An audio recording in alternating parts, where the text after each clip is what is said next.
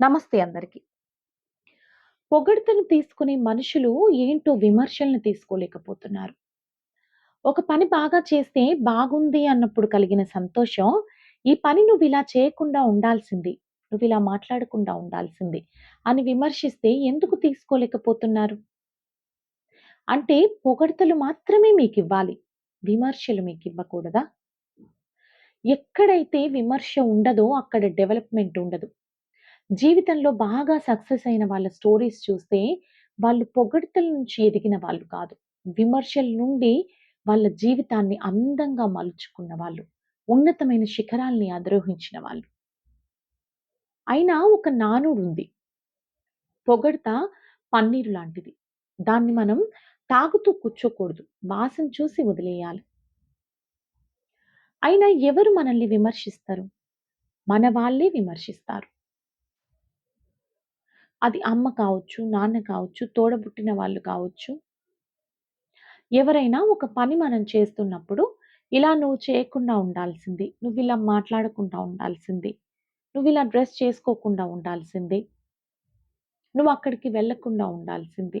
ఇలాంటివి ఎవరైనా చెప్తున్నప్పుడు సజెషన్స్ లేదు అంటే నువ్వు ఒక పని చేసినప్పుడు దానిలో ఏదైనా విమర్శిస్తున్నప్పుడు, దాన్ని నువ్వు పాజిటివ్‌గా తీసుకో. ఆ పనిని ఇంకా బెటర్‌గా చేసి చూపించగలను అని చేసి వాళ్ళకు చూపించు. నువ్వు ఏ పని చేస్తున్నా కూడా బాగుంది, బాగుంది అని చెప్పేవాళ్ళు ఎప్పుడు కూడా నీ వాళ్ళు కాదు. వాళ్ళు మన వెనకాల గోతులు తవ్వేవాళ్ళు. మనతో ఏదో అవసరం ఉండి అలా చెప్తున్నారు. అన్నీ బాగున్నాయని.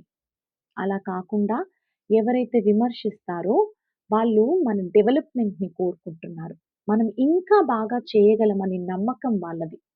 అందుకే అలా విమర్శిస్తారు. మన డెవలప్‌మెంట్‌ని కోరుకునేవాళ్ళు. అయినా పొగడ్త అనేది మనలో ఇగోని పెంచుతుంది. ఈ విమర్శ అనేది మనలో స్కిల్స్‌ని బయటకి తీస్తుంది. పొగడ్త కూడా అవసరమే. కానీ అది మన తల పొగరుకి కారణం కాకూడదు. ఎక్కడైతే మన విమర్శ ఉంటుందో అక్కడే డెవలప్‌మెంట్ ఉంటుంది. ఎక్కడైతే ప్రశ్నిస్తారో అక్కడే మనం డెవలప్ అవుతాం. విమర్శను తీసుకోవాలంటే గుండె ధైర్యం కావాలి. ఆ విమర్శను ఒక అస్త్రంలా తీసుకోండి. శత్రువులా కాదు. ఒక అస్త్రంలా తీసుకొని మిమ్మల్ని మీరు మార్చుకొని ఉన్నతమైన శిఖరాన్ని అధిరోహించడానికి ఒక సాధనంలా యూజ్ చేసుకోండి. ఖచ్చితంగా మీరు డెవలప్ అవుతారు. ఏమంటారు?